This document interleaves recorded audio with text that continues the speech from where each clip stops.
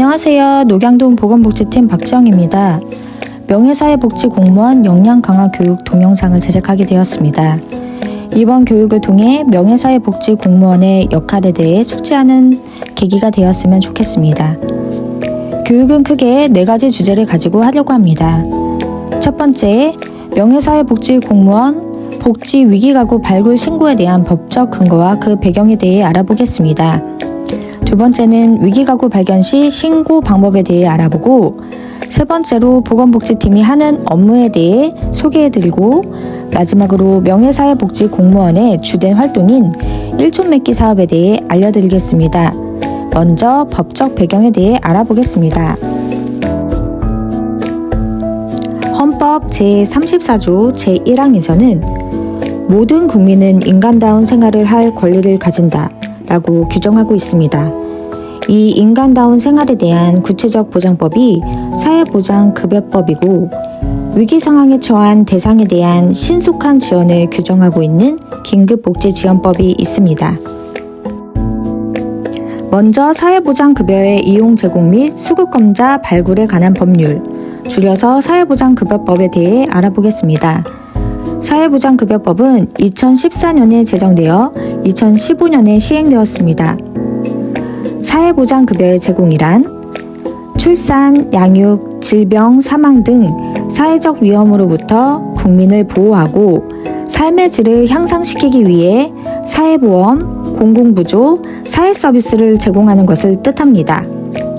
사회보험은 우리가 흔히 알고 있는 4대 보험이고, 공공부조는 그 대표적인 것이 국민기초수급제도죠. 사회서비스는 복지, 보건의료, 교육 등의 분야에서 각종 서비스를 제공하여 국민의 삶의 질이 향상되도록 지원하는 서비스를 말합니다. 사회보장급여법의 주요 내용은 크게 사회보장급여의 이용, 지원 대상자의 발굴, 수급권자 등의 지원, 지역사회보장계획과 운영체계, 협의체 사회복지 전담 공무원 등을 주요 내용으로 하고 있습니다.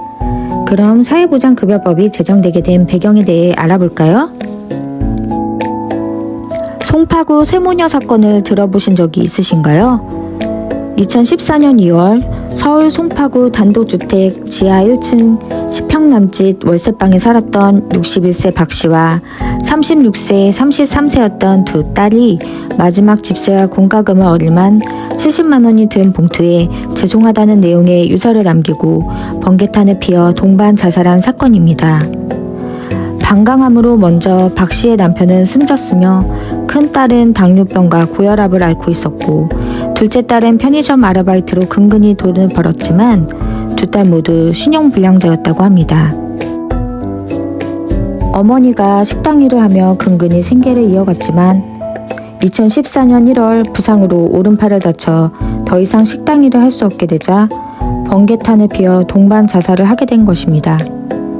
죽음을 선택할 정도로 절망적인 상황이었지만 세 모녀는 어떠한 정부의 도움도 받지 못했습니다.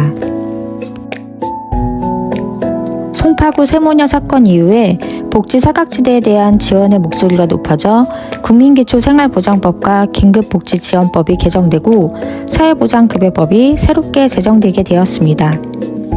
특히 사회보장급여법을 통해 기존의 사회보장 지원을 받지 못하는 대상자 발굴 지원을 위한 근거가 마련되게 되었습니다. 단전, 단수, 건강보험료 체납 등 각종 공단의 정보를 연계 활용하여 복지 사각지대를 발굴할 수 있는 시스템이 구축되었고, 사회적 위험으로부터 사회보장급여가 필요한 지원 대상자를 발견하였을 때 보장기관, 즉 시청, 주민센터 등에 알려야 하는 신고 의무도 이 법을 통해 마련되게 되었습니다. 사회보장급여법에서는 누구든지 지원 대상자를 발견할 경우 보장기관에 알려야 한다고 명시되어 있습니다. 특히 사회보장급여법 제13조 제2항에 의거 지원 대상자 발견 시 보장기관에 알리고 대상자가 신속하게 지원을 받을 수 있도록 노력해야 하는 신고 의무자는 화면과 같습니다. 제1호에서 제26호에 이르기까지 다양한 분야의 종사자 등이 규정되어 있는데, 특히 사회복지시설 등 기관 장가 종사자, 어린이집, 유치원, 학교 등 교직원, 통장, 의료인에 이르기까지 위기가구 발견 시 보장기관에 알리고 지원받을 수 있도록 노력해야 하는 의무는 법상에 명시되어 있습니다. 두 번째로 위기가구 발굴과 관련된 긴급복지지원법에 대해 간단히 말씀드리겠습니다. 이 법은 위기 상황에 처하여 도움이 필요한 사람을 신속하게 지원하기 위한 법입니다. 주소득자의 사망이나 실직 등으로 소득을 상실할 경우, 중한 질병에 걸린 경우, 가구 구성원으로부터 방임, 학대, 가정폭력, 성폭력을 당한 경우 등 화면에 보이고 있는 사유를 위기 상황으로 규정하고 있습니다. 이와 같은 사유로 위기 상황에 처한 대상을 발견한 경우 누구든지 보장기관에 신고하여야 합니다. 특히 앞서 설명드렸던 사회보장급여법처럼 신고 의무자에 대해 규정하고 있는데 신고 의무자에 대한 자세한 내용은 화면을 참고해 주시기 바랍니다. 그럼 위기가구 발굴 시 신고 제보 방법에 대해 알아보겠습니다. 전화 또는 직접 기관에 방문 신고 제보하는 방법이 있는데 가장 빠른 방법은 녹양동 보건복지팀으로 전화하거나 직접 주민센터에 방문하여 녹양동 보건복지팀에 제보해 주시기 바랍니다.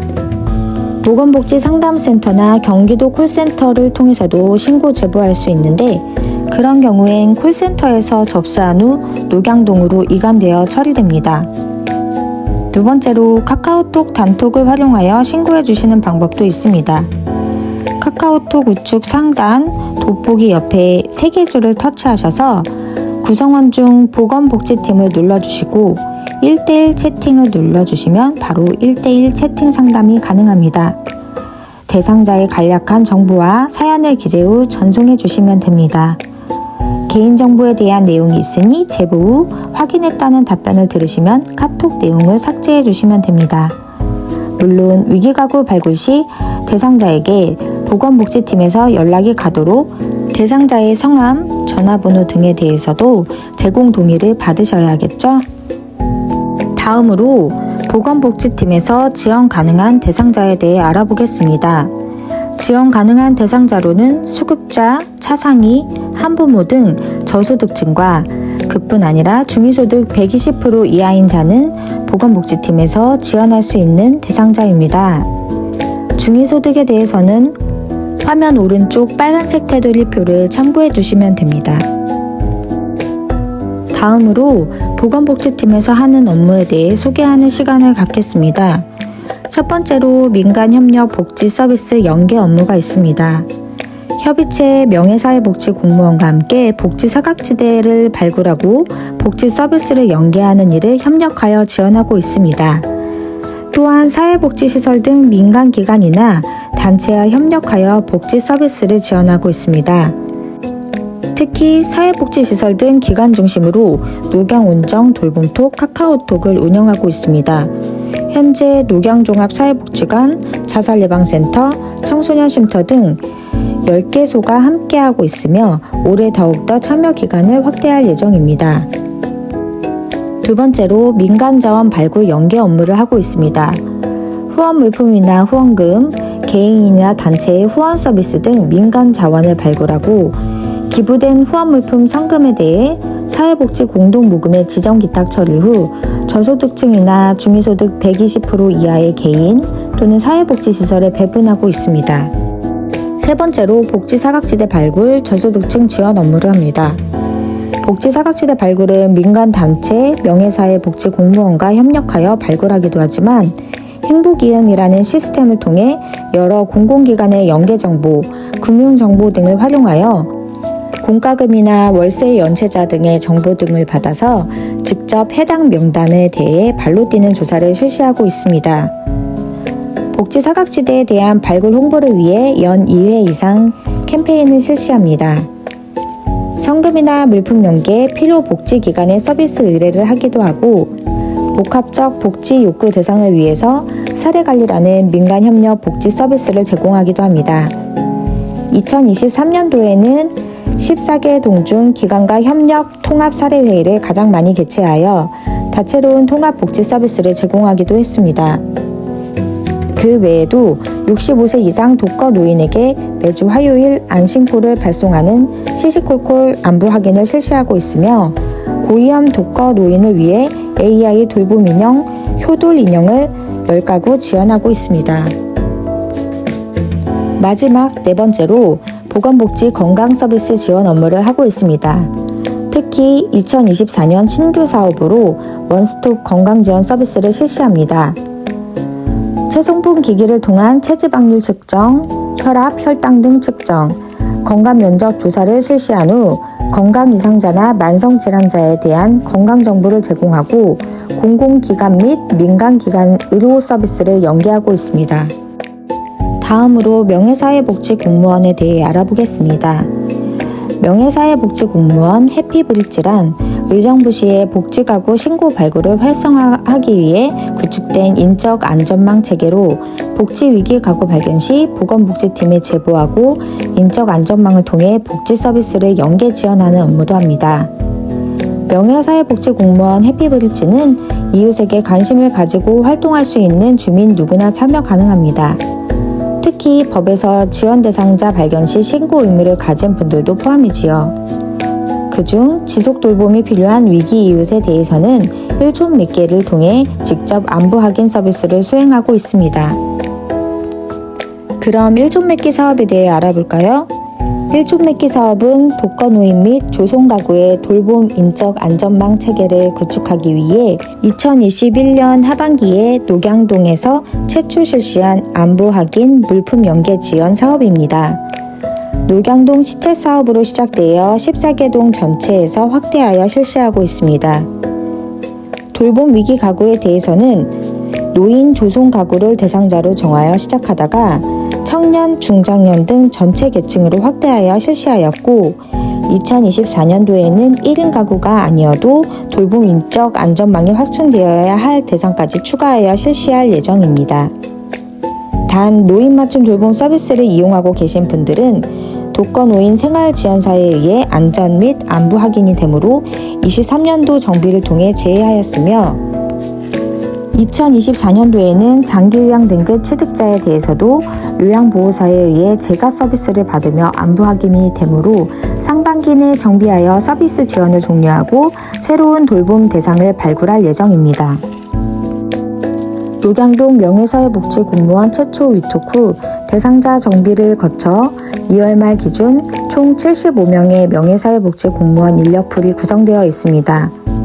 보다 활발한 위기 이후 발굴을 위해 노력하고 1촌 대상자에 대한 정비와 신규 발굴에 힘써서 현재 27명의 1촌 맺기 수행자가 수고해 주시고 있고 예비 수행 예정자를 추가로 확보하여 56명의 1촌 수행자 인력풀을 마련하였습니다.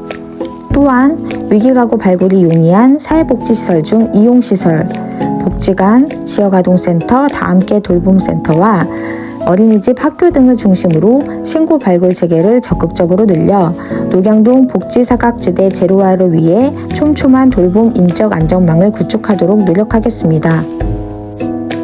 마지막으로 활동 인센티브에 대해서 말씀드리겠습니다.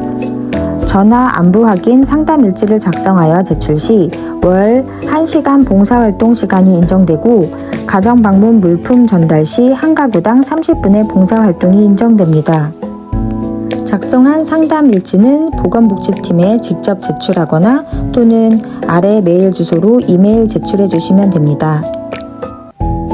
또한 우수활동자 시장 표창 기회도 있으니 많은 관심과 참여 부탁드리겠습니다. 이상으로 녹양동 명예사회복지공무원 역량 강화 교육을 마치도록 하겠습니다. 감사합니다.